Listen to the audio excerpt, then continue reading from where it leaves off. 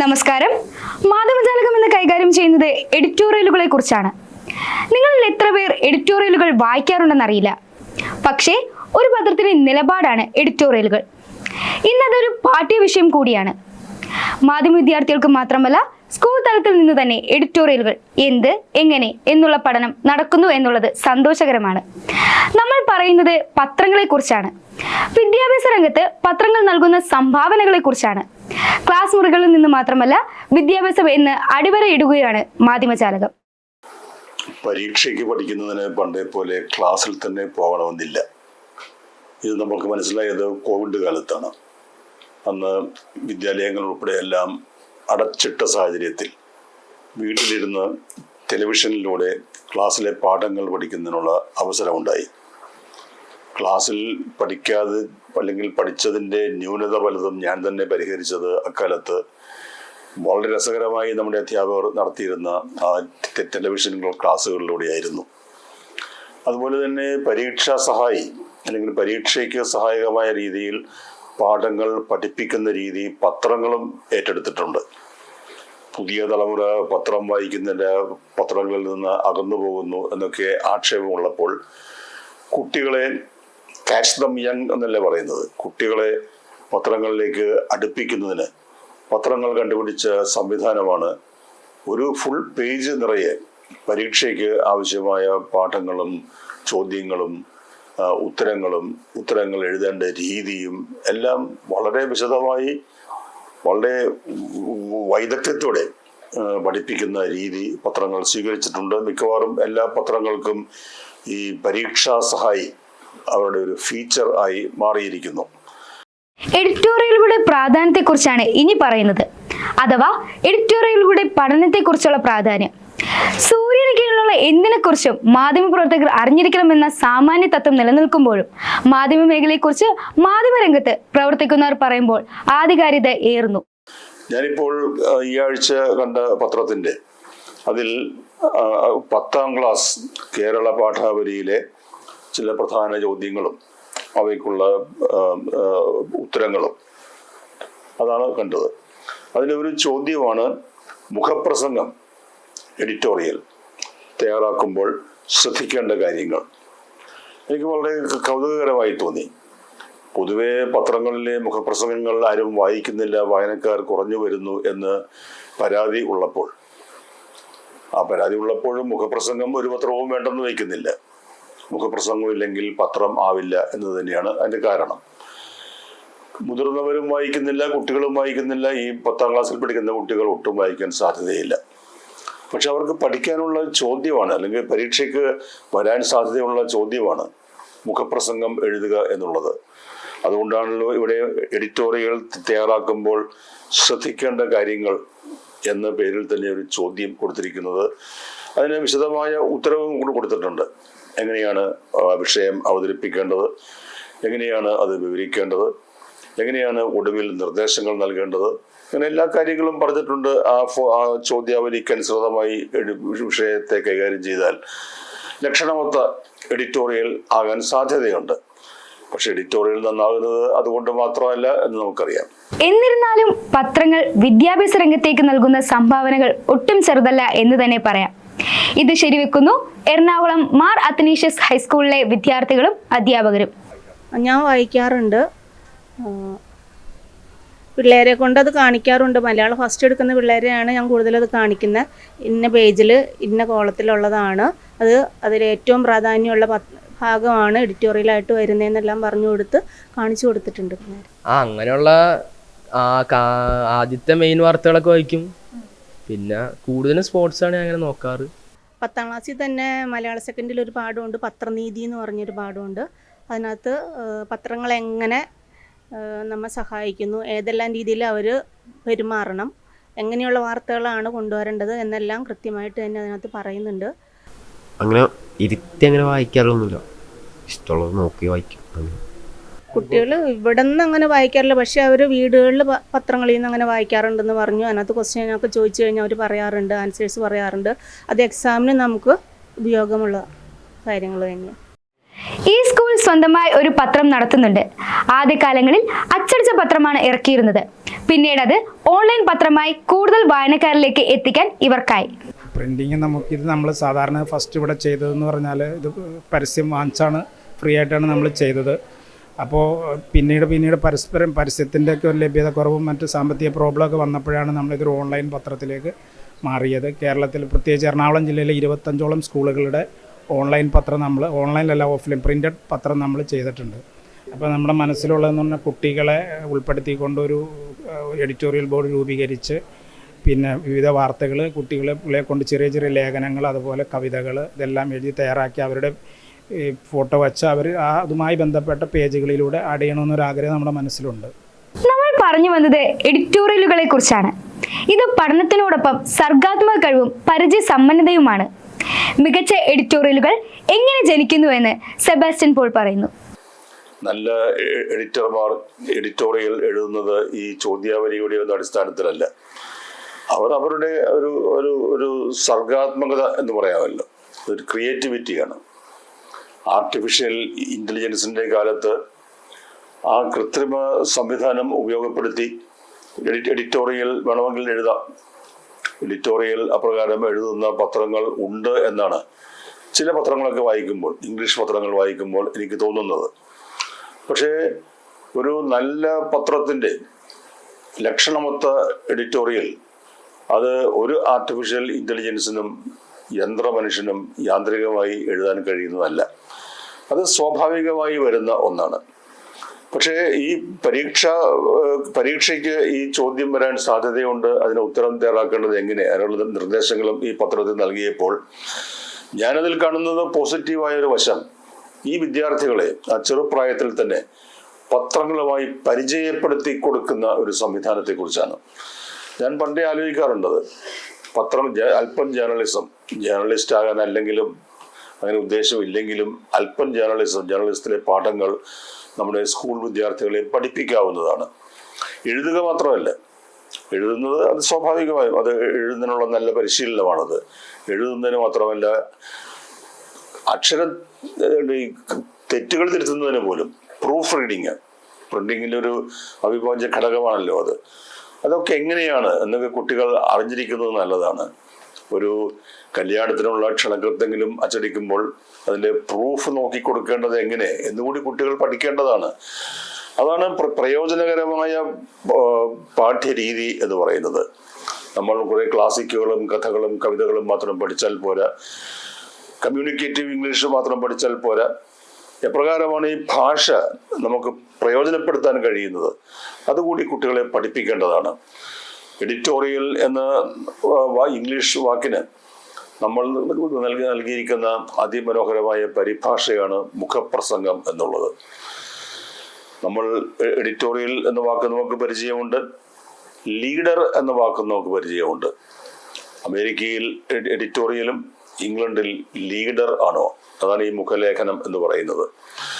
നമുക്ക് നമ്മുടെ പത്രങ്ങളിൽ വളരെ ശ്രദ്ധേയമായ രീതിയിൽ മുഖപ്രസംഗങ്ങൾ എഴുതുന്ന പലരെയും നമുക്കറിയാം. പ്രസിദ്ധരായ പലരും ഉണ്ട്. ഇപ്പോൾ നാടുകടത്തപ്പെട്ട സ്വദേശാഭിമാനി പത്രാധിപർ രാമകൃഷ്ണപിള്ള, അദ്ദേഹത്തെ നാടുകടത്തിയതിൻ്റെ അടിസ്ഥാനം തന്നെ ആ സ്വദേശാഭിമാനി പത്രത്തിൽ അദ്ദേഹം എഴുതിയിരുന്ന മുഖപ്രസംഗങ്ങളുടെ തീവ്രതയാണ്. രാജാവിനെയും ദിവാനെയും പരിഹസിക്കുന്ന, വിമർശിക്കുന്ന, കുറ്റപ്പെടുത്തുന്ന മുഖപ്രസംഗങ്ങൾ അതിതീക്ഷ്ണമായ ഭാഷയിൽ ആണ് അദ്ദേഹം എഴുതിയിരുന്നത്. ഗർഹനീയമായ നടത്ത എന്നതാണ് അവസാനമായി രാമകൃഷ്ണപിള്ളയ്ക്കെതിരെ ഉന്നയിക്കപ്പെട്ട ആരോപണങ്ങളിൽ ഒന്ന്.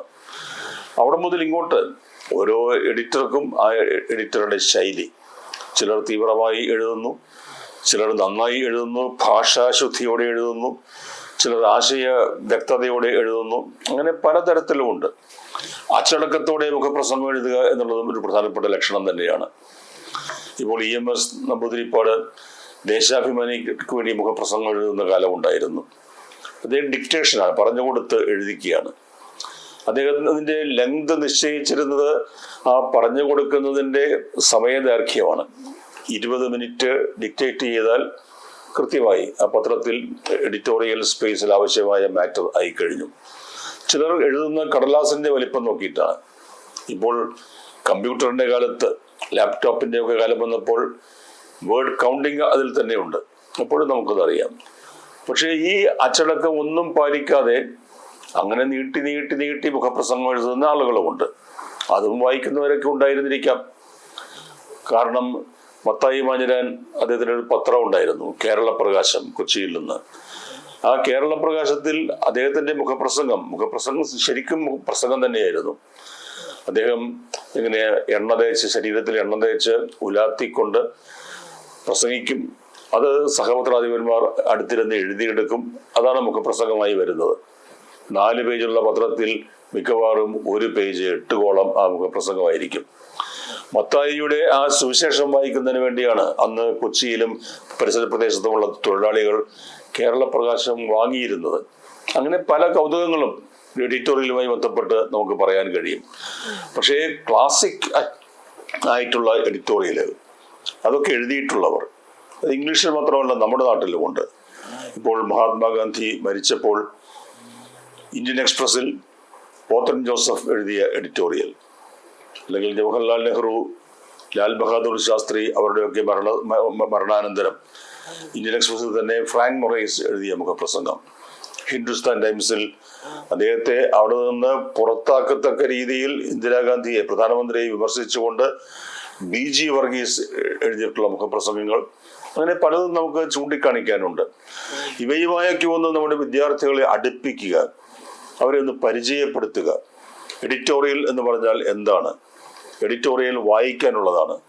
എല്ലാവരും വായിക്കുന്നുണ്ടാവില്ല, പക്ഷേ കുറച്ചു പേരെങ്കിലും വായിക്കണം. ആ രീതിയിൽ നമ്മൾ പലപ്പോഴും ഈ കുട്ടികളെയൊക്കെ പഠിപ്പിക്കുക. അവർ ഇംഗ്ലീഷൊക്കെ പഠിച്ചു തുടങ്ങുമ്പോൾ, അല്ലെങ്കിൽ സിവിൽ സർവീസ് പരീക്ഷയ്ക്ക് അവർ തയ്യാറെടുക്കുമ്പോൾ അവർക്ക് ഉപദേശം നൽകുന്ന കൂട്ടത്തിൽ ദ ഹിന്ദുവിൻ്റെ എഡിറ്റോറിയൽ വായിക്കണം എന്ന നിർദ്ദേശം കൊടുക്കാറുണ്ടായിരുന്നു. ഹിന്ദുവിൻ്റെ എഡിറ്റോറിയൽ സിവിൽ സർവീസ് പരീക്ഷയ്ക്ക് മാത്രമല്ല, പണ്ടത്തെ ഈ ടൈപ്പ് റൈറ്റിംഗ് ഇൻസ്റ്റിറ്റ്യൂട്ടുകളിൽ ടൈപ്പിംഗ് പഠിപ്പിക്കുന്നതും ഡിക്റ്റേഷൻ അല്ലെങ്കിൽ ഷോർട്ട് ഹാൻഡ് എഴുതുന്നതിന് പഠിപ്പിക്കുന്നതും അതിനൊക്കെ ഉപയോഗിക്കുന്നത് ഹിന്ദുവിൻ്റെ എഡിറ്റോറിയലായിരുന്നു. അപ്പോൾ എഡിറ്റോറിയൽ അങ്ങനെയും ചില ഗുണങ്ങളും ആവശ്യങ്ങളും ഉണ്ട്. ഏതായാലും പത്രം ആയാൽ എഡിറ്റോറിയൽ വേണം. എഡിറ്റോറിയലിന് വായനക്കാരില്ല എന്നത് സ്ഥിതിവിവര കണക്കില്ലാതെ തന്നെ നമുക്ക് അംഗീകരിക്കാവുന്ന ഒരു കാര്യം തന്നെയാണ്. എല്ലാവരും ഇല്ല എന്നതിന് അർത്ഥമുള്ളൂ, കുറേ പേരുണ്ടാവും. ഒരു മൊത്തം വായനക്കാരിൽ 8-10% എഡിറ്റോറിയൽ വായിക്കുന്നവരായി ഉണ്ട് എന്നും കണക്കുണ്ട്. അത്രയും മതി. അവർ അഭിപ്രായം രൂപീകരിക്കേണ്ടവരാണ്. അവർക്ക് അഭിപ്രായം രൂപീകരിക്കാൻ സഹായകമായ രീതിയിലുള്ള നിലപാടുകൾ പത്രത്തിൻ്റെ എഡിറ്റോറിയലിൽ ഉണ്ടാകണം. അപ്പോൾ നമ്മളൊക്കെ എപ്പോഴും പറയാറില്ലേ, മാഞ്ചസ്റ്റർ ഗാർഡിയന്റെ പ്രസിദ്ധനായ പത്രാധിപർ CP സ്കോട്ട്, അദ്ദേഹത്തിൻ്റെ വളരെ പ്രശസ്തമായ ആ ചെറിയ വാചകം, comment is free, facts R sacred. Comment is free എന്ന് പറഞ്ഞാൽ മുഖപ്രസംഗം എഡിറ്റർക്ക് സ്വതന്ത്രമായി എഴുതാം, ആരും അദ്ദേഹത്തെ നിയന്ത്രിക്കുന്നില്ല. പക്ഷേ സ്വതന്ത്രമായി അദ്ദേഹം എഴുതുന്ന മുഖപ്രസംഗം എന്തിനെയാണ് അടിസ്ഥാനമാക്കേണ്ടത്? ഫാക്ട്സിനെയാണ്, വസ്തുതകളെയാണ്. ആ ഫാക്ട്സ് എങ്ങനെയായിരിക്കണം? അത് അത് അത് അത് സീക്രഡ് ആയിരിക്കണം. വെറുതെ നല്ല വാർത്ത എന്നല്ല അത് ഉപയോഗിച്ച വാക്ക്, സീക്രഡ്. Facts R sacred. അപ്പോൾ സീക്രഡായ, വിശുദ്ധമായ, പവിത്രമായ വസ്തുതകളെ ആധാരമാക്കി, അടിസ്ഥാനമാക്കി ആയിരിക്കണം പത്രാധിപരുടെ സ്വതന്ത്രമായ അഭിപ്രായ പ്രകടനം. വളരെ ചെറിയൊരു സെന്റൻസ്, 7 വാക്കുകളേ ഉള്ളൂ. Comment is free but facts R sacred. Editorial എങ്ങനെയായിരിക്കണം? അതിൻ്റെ ക്വിൻറ്റസെൻസ്, ആകത്തുക എന്തായിരിക്കണം എന്ന് ചോദിച്ചാൽ സ്കോട്ടിൻ്റെ ഈ ചെറിയ വാചകത്തിൽ അതെല്ലാം ഉൾക്കൊണ്ടിരിക്കുന്നു. അപ്പോൾ മുഖപ്രസംഗം തയ്യാറാക്കേണ്ടത് എങ്ങനെ എന്ന് നമ്മുടെ 10ാം ക്ലാസ്സിലെ കുട്ടികളെ അവരുടെ കേരള പാഠാവലിയിൽ അത് ഉൾപ്പെടുത്തിയിട്ടുണ്ടെങ്കിൽ അത് സ്വാഗതാർഹമാണ്, നല്ല കാര്യമാണ്. അതോടൊപ്പം എഡിറ്റോറിയലിനെ സംബന്ധിക്കുന്ന കുറെ കൂടി ഗഹനമായ ആഴത്തിലുള്ള വിഷയങ്ങളിലേക്ക് കൂടി നമ്മുടെ വിദ്യാർത്ഥികളെ പരിചയപ്പെടുത്തുന്നതിനുള്ള പദ്ധതിയും പരിപാടിയും ഉണ്ടാവുകയും വേണം. എഡിറ്റോറിയലുകളെ കുറിച്ചുള്ള സെഗ്മെന്റ് തീരുമ്പോൾ വാക്കിലെ ശരിയും തെറ്റുമാണ് ഇനി കാണുന്നത്. വാക്കിലെ ശരിയും തെറ്റുമായി SD പ്രിൻസ്.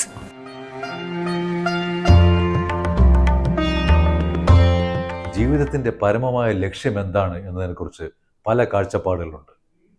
പാശ്ചാത്യ സംസ്കാരം ഊന്നൽ നൽകുന്നത് പെർസ്യൂട്ട് ഓഫ് ഹാപ്പിനെസ്സിനാണ്, അതായത് ആനന്ദം തേടിയുള്ള യാത്രയ്ക്ക്.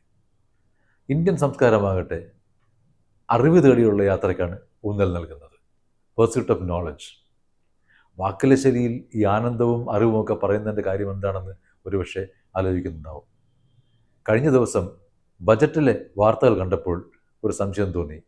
നമുക്ക് ആനന്ദത്തോടാണ് പൊതുവെ കമ്പം. 12 ലക്ഷം വരെ വരുമാനമുള്ളവർക്ക് ആദായ നികുതിയിൽ ഇളവ് എന്ന് കേട്ടപ്പോൾ പലർക്കും ആനന്ദമായിരുന്നു. അതുകൊണ്ടായിരിക്കാം ഒരു പത്രം വരുമാനന്ദം എന്ന് ഒരു വലിയ ശീർഷകം നൽകിയത്. ബജറ്റിനെക്കുറിച്ചുള്ള മുഖ്യ ശീർഷകം അതാണ്, വരുമാനന്ദം. അതിനകത്ത് വരുമാനമുണ്ട്, ആനന്ദമുണ്ട്.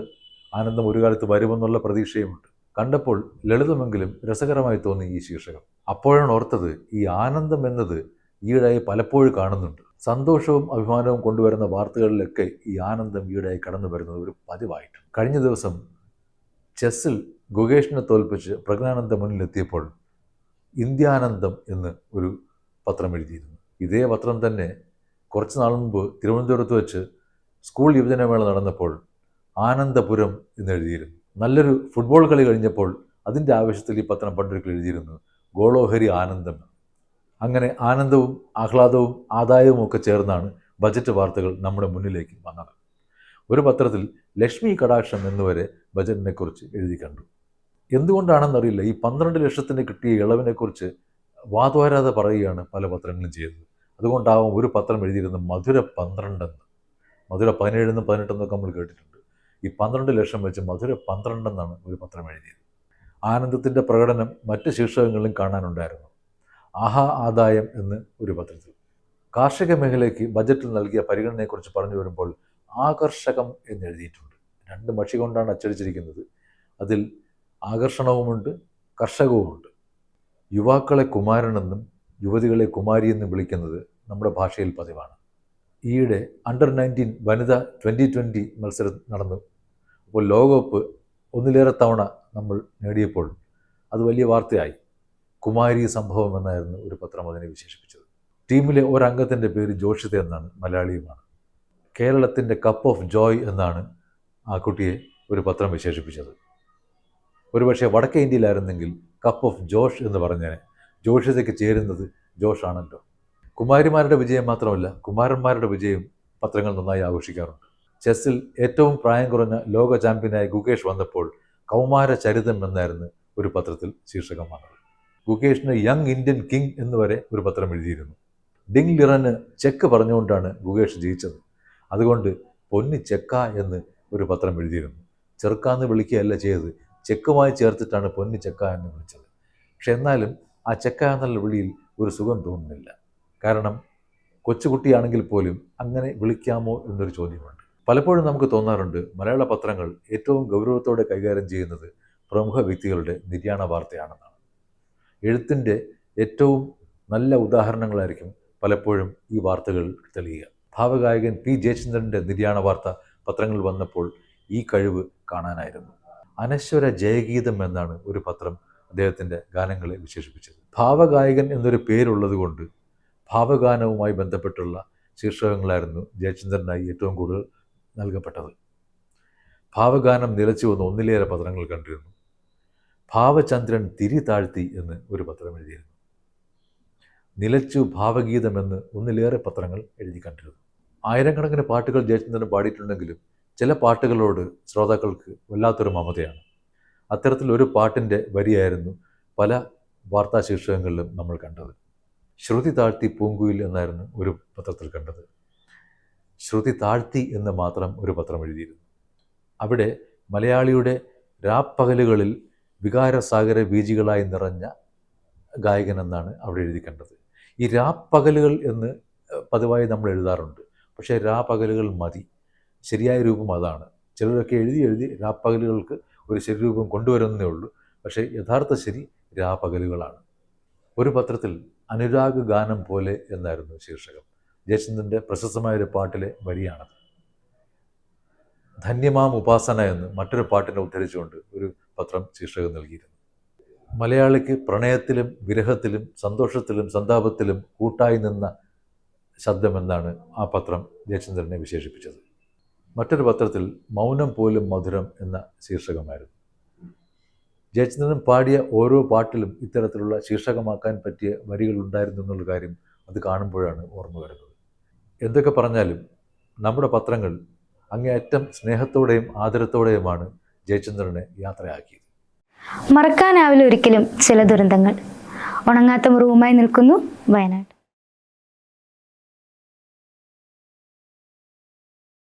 വയനാടിൻ്റെ കണ്ണീരൊപ്പാനും പുനരധിവാസത്തിനും നമുക്കൊന്നായി നിൽക്കാം.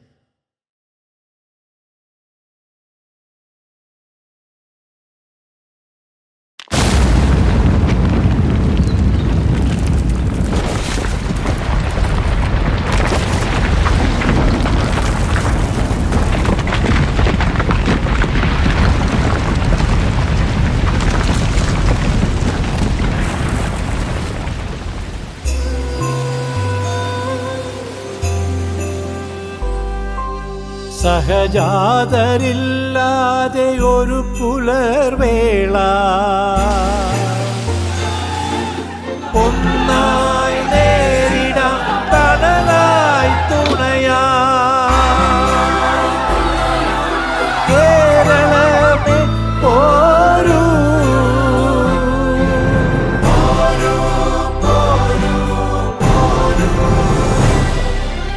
അതിരാകെ മായുന്ന പ്രളയാന്ധഗാഥ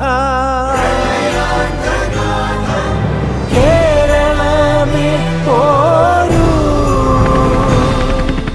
വയനാടിനാടിൻ്റെ മുറിവായി മാറി കഥനമായി കബനി കവിഞ്ഞു കഥനമായി കബനി കവിഞ്ഞു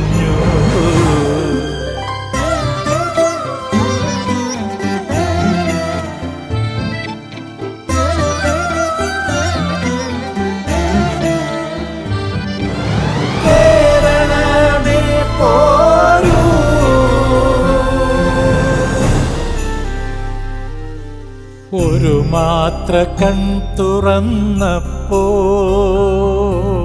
അതിവേഗമെല്ലാം പൊലിഞ്ഞു ഒരു വാക്കിനാലും പകർത്താനരുതാത്ത നോവാണു നെഞ്ചിൽ തീയാണു നെഞ്ചിൽ കണ്ണീരു പോലെ മിണ്ടാതെ മിണ്ടും ഉള്ളിൻ്റെ പാട്ടൊന്നിതാ ചങ്കിലെ പാട്ടൊന്നിതാ ചങ്കിലെ പാട്ടൊന്നിതാ സഹജാതരില്ലാതെ ഒരു പുലർവേള അതിരാകെ മായുന്ന പ്രളയാന്തഗാഥ ഒന്നായി നേരിടാം തണലായി തുണയായി കേരളമേ പോരൂ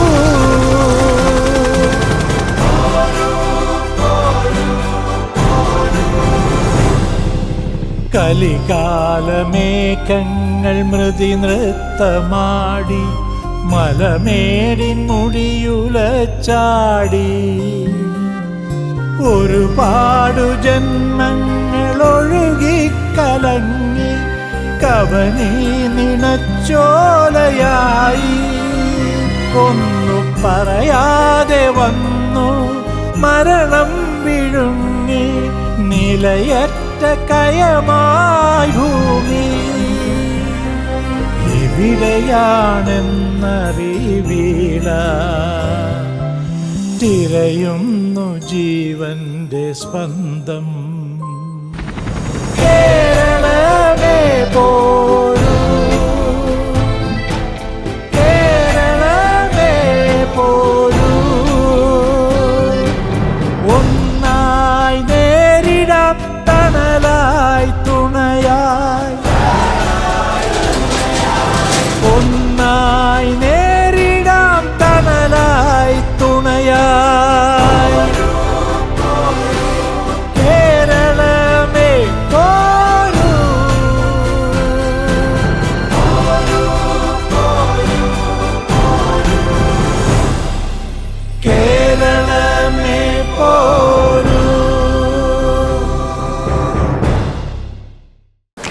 മാധ്യമജാലകത്തിന്റെ എപ്പിസോഡ് തീരുന്നു. അടുത്ത ആഴ്ച വീണ്ടും കാണാം.